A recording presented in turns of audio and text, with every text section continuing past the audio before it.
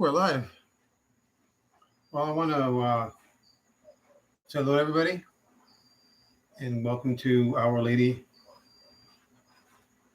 the channel of Our Lady Promises. Or I've actually changed it quite a bit. It used to be Soldiers, and it used to be, it used to be Our Lady Soldiers. Well, now it's Our Lady Soldiers.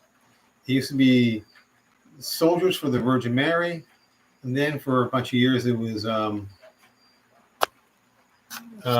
Lady Matters.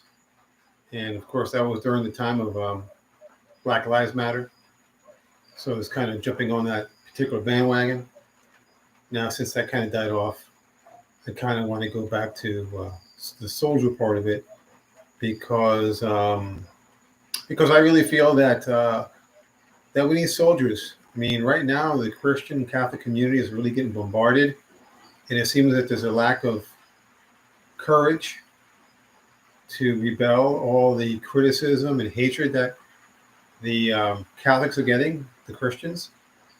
And it's interesting that with the Gaza war between the Israelis and the Palestinians, that in the college campuses, because of the Arabic influence or the domination of the Arabic or the Muslim world, hey, they're gotten on top of the Jewish community, and they're starting to voice their opinion. But I'm old enough to know that that was reversed. Years ago, there was mostly Jewish people throughout the United States, but those numbers have dwindled. And now the Jewish people are seeing what the Catholics and the Christians have been getting in the last, 10, 15 years. I know going back further, there was a lot of negative connotation for the Jewish people. But as far as I know, because I grew up in a neighborhood that there were a lot of Jewish people in, it was a mostly Italian Jewish neighborhood that none of the Jewish people got any lip, so to speak. They were all mixed in with everybody else. I, however, because I was from a Hispanic family, and I was the only quote unquote spick in town, and me being the oldest, I remember when I was 5 years old that I get into fights with kids just because I told them that I was Hispanic. So, I grew up in a time where there was a lot of racial problems.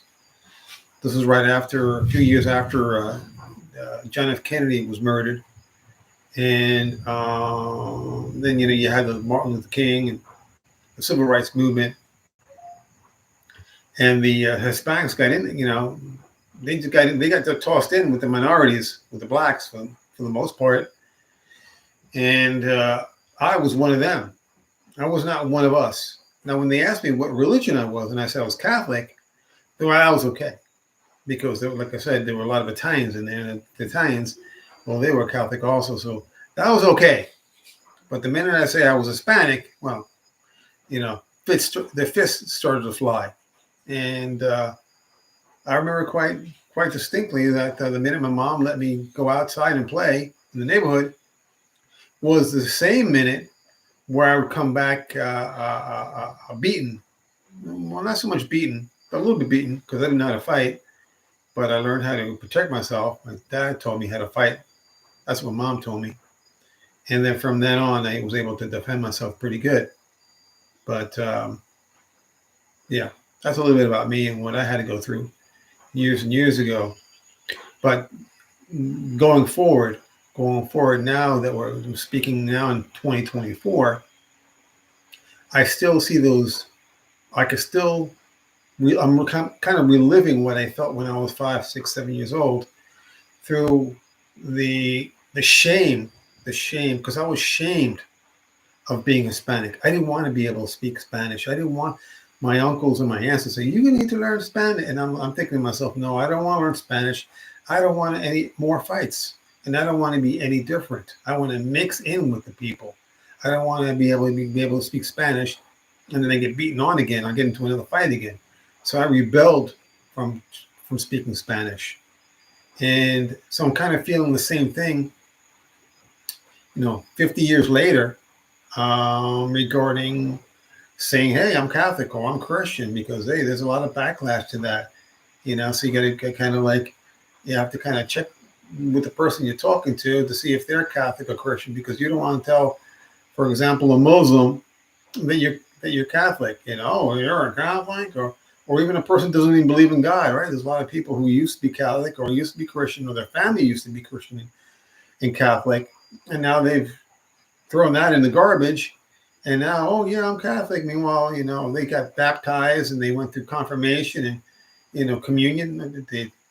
You say you're Catholic or Christian, and now here comes the verbal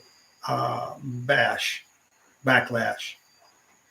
So hence, this is why I call the channel Our Lady Soldiers, because Our Lady is the Virgin Mary, the Blessed Mother, the Mother of Jesus Christ.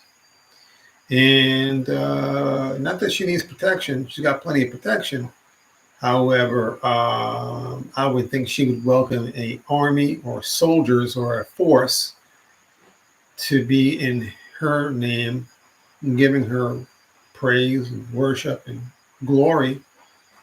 And I think she would appreciate that. And also we can do that by praying the Rosary each and every day, reciting the Rosary, being devoted to the Rosary. And with that, we receive our 15 promises.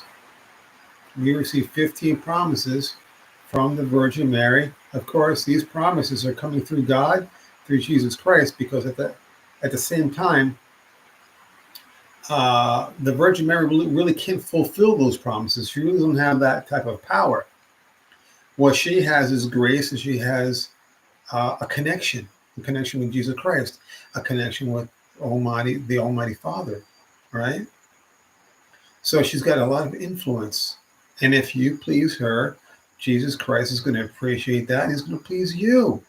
It's just the way it works. It's like a domino chain. So, and then, and that's where the promises come from. The promises are really coming from the love of our Heavenly Mother. Jesus said, this is your mother, rewarding us for being devoted to her. When we pray the Rosary, she gets a rose for every time we pray the Rosary. She gets, 50 roses, right? Well, 53 roses for praying the Hail Mary, right? So she gets a bouquet of roses. And also, when you pray the Rosary, you're allowed to be able to help people to get out of purgatory. So you can, when you pray the Rosary prayer, you can say to the Virgin Mother that you want certain things in your life. You can ask for better health, or a son that behaves himself, or getting a loan approved. You can ask for these things. And one of the promises states that you will obtain everything that you promise you will obtain whatever you request from the Rosary. I think it's number 11, number 12. Now, I take a backseat to all of that. I really don't ask for anything. I mean, very, very, very, very, very rarely do I ask for anything.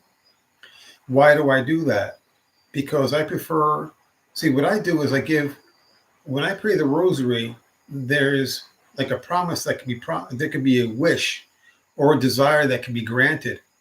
And it's like a parking spot. There's a parking spot that opens up. And I don't take that parking spot. What I do is I let the parking spot open so that the Virgin Mary can come in and take that parking spot. And what do I mean by that? Well, she will grant a wish. She will take one of my wishes and take it onto her, and then she will use that particular parking spot or wish and use it how she feels fit on how to use it. And the way I feel about that is that she'll do a better job in doing what she's a lot more better in choosing what to ask for or desire than me. If she desires for something to happen for me, then she will go ahead and do it. But if there's something that's more pressing, then she'll go ahead and do that. So I just give her, I give her, I give her the, yeah, carte blanche, so to speak. So what I do, I just pray the rosary. I do my part.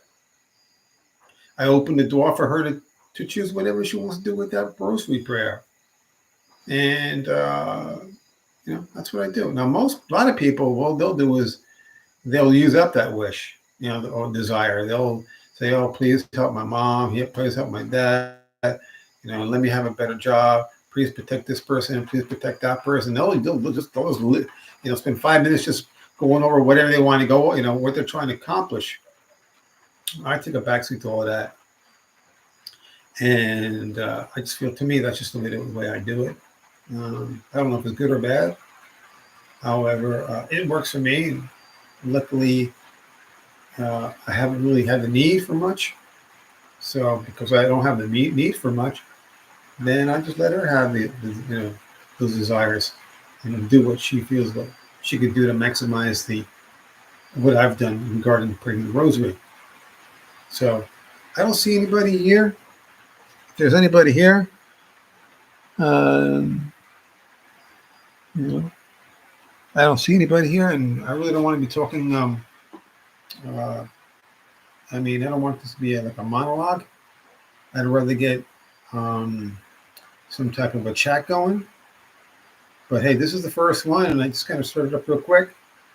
I really was checking to see if this is going to work or not. So what I'll do is I'm going to post this, and I'm going to probably get maybe a little bit better setting. This is a little bit dark and dreary. I understand that, but this is just the testing period. This is not the polished video streaming. This is not it. And pretty soon I'll have some dancing girls here and pom poms, and maybe we'll have a big old turkey in front of me, whatever. But if you guys do see this particular live stream that's going to be posted, I want to say to all of you, keep praying the rosary. It's 20 minutes, not even 20 minutes a day. It's powerful. I've been praying it over 10 years, and I continuously pray it. I believe in it, and it's just incredible. I'll maybe tell you the story later on. We had some more people, and we can have a dialogue on how I became to be so interested in the rosary. And that's it. I just want to thank you for watching the video, and to keep on praying the rosary. Stay close to God. God is the path to the light. Go to heaven. Hell ain't the place to go to. Do what you got to do. Follow God's ways. And a lot of times people are coming from difficult times and being bad boys and bad girls, and it's going to take you time to get to where divinity starts coming your way, and having the Holy Spirit talk to you, and getting in that particular flow, God's flow. And but another reason why to pray the rosary is that you're going to spark up some interest with your Heavenly Mother, and she's going to do she'll jumpstart a lot of that. And that happened to me. Of course, it's not going to happen the first time you pray the rosary. So you got to put some time into it. And, I could talk a lot about different things. I just don't want to talk about too many things. I just want to kind of cut it off from now. I want to thank you for listening to me, and God bless.